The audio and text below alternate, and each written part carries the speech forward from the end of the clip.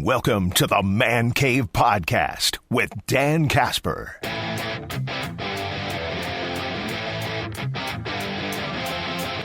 He is Dr. Austin Carreau, Chippewa Valley Orthopedics and Sports Medicine, joining us this morning. Good morning, Doc. How are you doing today? Doing great. Beautiful day out there. It is, man. It is. Hey, we've got training camp starting up for all the teams out there, and I guess if you're a Jets fan, you were probably holding your breath quite a bit yesterday when social media was just on fire about Justin Fields getting, as they said, carted off with a lower leg injury, so everybody's thinking the worst at that point. But apparently it's a dislocated toe. Avoided serious injury, they said, and such. Timeline, it doesn't seem to be out there and such. I don't know if it's the big toe or if it's a little toe. I don't know if they released that or such. But, I mean, something like that with a dislocated toe and he plays quarterback and he's a mobile quarterback, Austin. What's kind of a typical timeline for that? Or does it vary depending on which toe it is? Yeah, it does make a big difference at the big toe or one of the smaller toes. But truthfully, either way, he's going to bounce back real quickly. They'll probably get him like a carbon fiber insert for his cleat to help offload the toe a little bit, but I'm guessing he'll be back pretty quickly. Now, of course, the balancing act is like, is this training camp super, super important? I mean, I think in the case where you have, a younger guy who's still trying to learn the ropes, I think it's probably more important. So I think a veteran guy would probably get a little more rest, so they'll probably want him to do more mental reps and get him back out there sooner rather than later. But this is not an injury that's going to keep him out for any length of time. The initial tweet, I think Adam Schefter tweeted he thought it was an Achilles, which of course then everyone's like, great, there we go again. I don't know if it's just because it's a curse of the Jets now or what, but luckily it was not, and it was a toe, so this is going to be something he should bounce back. And again, long term, I don't expect to be any issues. He should bounce back fully. And then yesterday afternoon, the Raiders had released one of their high-priced free agents from just a year ago, Christian Wilkins. And it sounds like he's been recovering from a Jones fracture, speaking of foot injuries, last October. And I was reading a little bit from ESPN, because of how Wilkins has treated the rehab from his injury, this is why the Raiders are kind of moving on and voided his guaranteed money left on his contract. So I got to imagine lawyers will be involved with that situation. But how difficult is it to come back from a Jones fracture in your foot? Well, it depends on how it heals. I mean, that's the bottom line. So the Jones fracture is the fifth metatarsal. So basically your pinky toes, you fall up to the middle part of your foot. It's that long bone in the midfoot. And so it's a break that's at kind of the proximal or near end.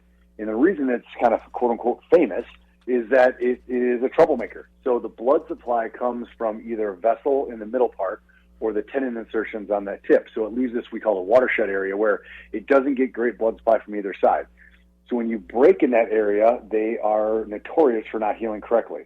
So once they heal correctly, most people do quite well. Some people get irritation from the screw and have that taken out later. But with a Jones fracture, if you can get it to heal, shouldn't be any long-term issue.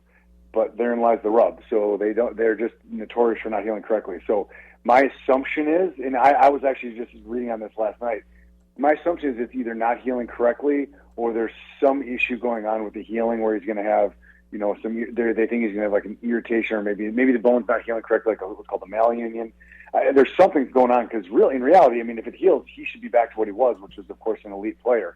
And he had a pretty big guaranteed contract too, so it's not like they're just cutting him and saving a bunch of money. I mean, they're still shelling out. So there's got to be something to this backdrop, and my assumption is that it's not healing correctly. But that is absolutely an assumption. Interesting, yeah. So staying with football and going to the Packers side, because I know Packers fans are probably watching videos and getting all excited. Christian Watson, who's coming back from an ACL injury, he's riding the bike. He's doing speed tests according to the general manager. So you got people saying, oh, I wonder if he's going to come back a lot sooner and such. I mean, is this, though, a typical timeline to be doing speed tests? And is it really that big of a deal that he's riding a bike and going to watch practice in July when he suffered that injury? What was it, I think November, December of last year? Yeah, it was late. I mean, there's layers to this. An ACL rehab is a highly debated topic.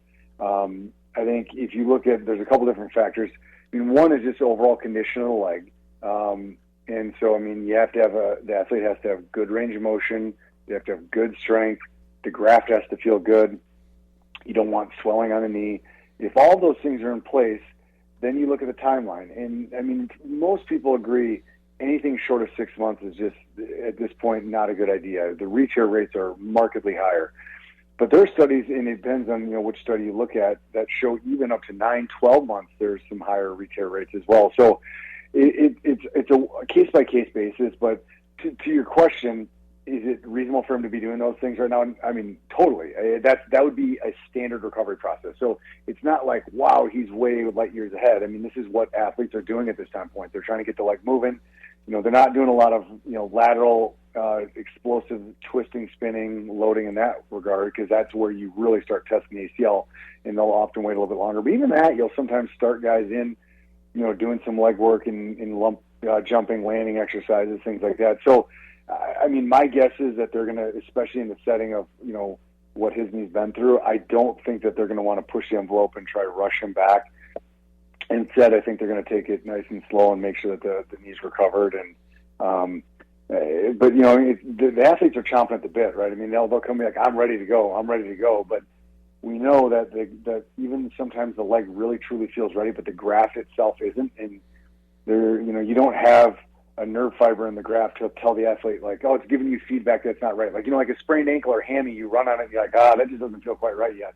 I mean, the leg can be recovered around the ACL, but if the graft isn't strong yet, it just unfortunately puts him at high risk for that, pop second injury or third injury in his case, which you of course don't want. Mm-hmm. Yeah, and is it kind of when you get to that point with an ACL, is it almost like what's the process to approve a player, like for you, whether it's a high school or college or pro athlete? Like, at what point do you okay, you're approved and ready to go? Or is it kind of just like you just look at all the tests, you look at scans or that? Like, what's that process like?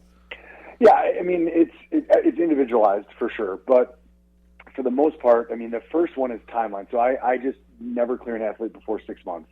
It just is a bad idea. I mean, again, we've had study after study show the re-tear rates dramatically higher. And the reason for that is the graft that we put in, no matter what graft we put in, we're trying to make a new ACL, which is a ligament. We always put in tendons. So whether it's a hamstring tendon, whether it's a quad tendon, whether it's a patellar tendon, there are always tendons that we put in place. So the body actually changes that tendon into a ligament. It's called ligamentization. And so that, like revascularization and the changing of the collagen fibers, it actually weakens the graft. And so that weakness occurs really through months like 3, 4, 5, and starts to swing back up around month 6. Again, depending what study you look at, that can really extend beyond in the 9 to 12 months. So what that does, that sets up a window where the athlete, again, everything around the leg feels great. They're like, oh, look, I feel good. Like, look at my strength, look at my motion. But the graft is still weak, and if they load it, your ACL has to accept load. If it's weak, pop, there it goes. So that was a long-winded thing. So 6 months is the bare minimum. Often I look towards getting closer to that 9 if it is possible, depending on in-season timelines. But then you also look at strength. So there have been studies that look at basically side-to-side strength. At minimum, you want to be 80% of the other side, ideally closer. But that's somewhat of an arbitrary number that really hasn't been supported a ton, but that's what some studies have shown. You want to have full range of motion. The graft itself has to feel good. That's a ligament where I can grab the leg and pull on the ACL and see how it feels, and it has to feel good. And then lastly, in some regards, maybe most importantly, is like the athlete has to feel ready. There's a psychological recovery process to this. So people who've been through this can certainly attest. I mean, you're gun shy. I mean, it's that and fear is not the right word, but they're just like they've been through a lot. It's really a lot mentally and physically to go through a recovery process like this. So they have to trust that leg. And I think there's an interesting statistic that people don't always realize. If you tear your ACL, you're actually 2 times more likely to tear the other knee ACL than you are the one that you tore. So if you standard ACL is about a 6 to 7% re-tear rate, the opposite knee is like 12 or 13%. So in we think that's because of that exact thing. People are compensating. They don't trust their leg. So say you tear your right one, you're now favoring it, and all of a sudden you tear your left knee, and unfortunately we do see that. And so it has to have that mental element. So it's an individualized process, but it's one that we have to kind of check all those boxes. And for a lot of young athletes, it involves us being like, whoa, like we're just not quite there yet, right? I mean, they're eager to get back out there. They put in a ton of work, but you just have to be smart about it. So it's a tough process for sure. Yeah. Staying with the Packers really quick, Quay Walker, General Manager Goody said that he had an off-season procedure to clean up his ankle. And I know we've kind of talked about cleanup procedures before, but maybe a good refresher since I'm sure we're probably going to hear this a little bit more. But when we hear the term a cleanup procedure in the knee or the ankle, what exactly are they kind of cleaning up? Generally speaking, it's going to be either like loose debris, so like floating pieces, or whether it's cartilage or small bone fragments. Sometimes they'll be actually cleaning or smoothing out the joint surfaces. So there's mild wear, maybe a cartilage flap. In the knee, sometimes people will actually even refer to cleanup with a meniscus procedure. So not a repair, because that's a long recovery, but a cleanup would be just removing small tears in the menisci. So generally, you're just kind of going in there, and as the name implies, cleaning things up. So irregular surfaces, floating pieces, debris, you're just trying to get the joint in better condition. But often those are a surgery you walk away, and you know that you're leaving some level of damage that's still there, but you're just going to kind of optimize what's going on. So certainly they can be very helpful. For some patients, they're excellent surgeries, but they're ones that it's like, all right, this may be the beginning of a bigger problem down the road. But you have to understand the exact context of why you're doing it. But yeah, you do see a whole heck of a lot of those in the pro athletes, just because the wear and tear they put in their bodies, and sometimes they just need to get things debrided and cleaned up in there, and that's what you do. I want a couple more here. So Will Levis, who probably was going to be the backup quarterback for Tennessee after drafting Cam Ward number 1, but his season's already done because he's having shoulder surgery on his throwing shoulder, and it's just the timing of having that surgery is kind of almost like Derek Carr. It felt like a little bit with the injury. So is it kind of weird to have the surgery at this point? Do you think it's something that just maybe popped up, or was it maybe something that, because he had shoulder injuries last year he was dealing with, is it maybe something that just didn't heal correctly and it was probably about time to maybe actually have that surgical procedure to fix it? Yeah, it is a bit of a head scratcher because this injury did occur last season, right? So it occurred, it was an AC injury, so that's the acromioclavicular joint. Now, those are injuries that we often will treat conservatively, even higher grade ones where you get significant displacement of the clavicle. So my assumption is they said, look, a lot of these do okay. Let's try rehab it and see where it goes. But the thing is, you'd think at some point earlier in the summer, it would have kind of come to their attention. Either way, though, if you'd have had it midsummer, early summer even, he still would be out the whole season. So I guess it doesn't matter quite as much. So this is would be a season-ending injury. Frankly, even if he had it at the end of last season, like right away, it would probably impair his ability to get back right away, because I believe it's on his throwing shoulder. And so so AC reconstructions, those are not the world's most predictable recovery process. So, what we're trying to do is we're trying to get the ligaments now, even though it's the AC joint, we're trying to actually get the ligaments between the clavicle and what's called the coracoid process to heal, what's called the CC ligaments. So there's about 1 million different ways that we do that. So you can weave a graft around it. You can drill tunnels and weave a graft. You can actually do what's called a dog bone. So it's these two little metal buttons that look like dog bone, hence the name. With a suture, you can do a plate. You can do a screw.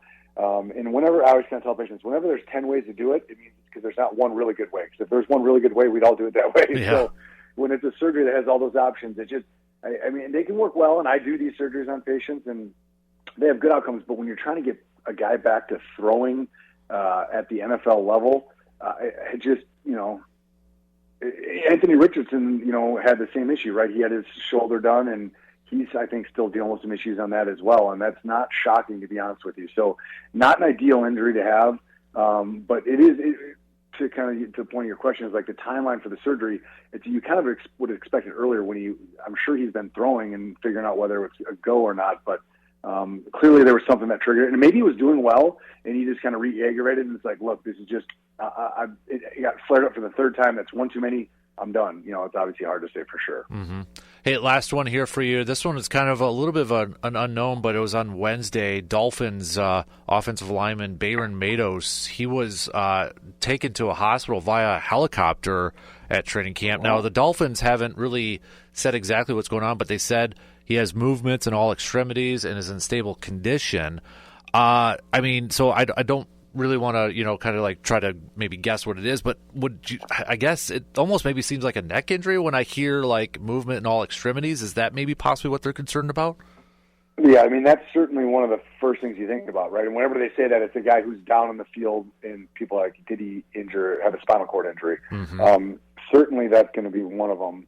I mean, the other would be like a cardiac event where they go down and whether it's an arrhythmia or a heart condition that causes syncope or loss of consciousness. But certainly neck injury is probably the one that gets most people freaked out. I mean, that's one that we don't play games with. So I've seen that a couple times covering games where you have neck injuries, and it is like as soon as that is a possibility, it's like you just stop, support the neck, mm-hmm. get him on an ambulance, or in this case a helicopter, and get him assessed right away, just because the potential complications are, catastrophic to say the least, right? I mean, unfortunately, we occasionally see athletes that are paralyzed either from the waist down or neck down, and that's just, obviously a terrible situation. So we can try and mitigate that by supporting the neck or back as soon as possible. And so that's one of those injuries where it's like you just don't take any chances. And so luckily often it's going to be something that's transient, but occasionally you do see those injuries. And again, fortunately they're rare though. Mm-hmm. He's Dr. Austin Crowe. So I know you were a wrestler back in your day, and I know it's not the same. Mm-hmm. Hulkster, Mount Rushmore of wrestlers?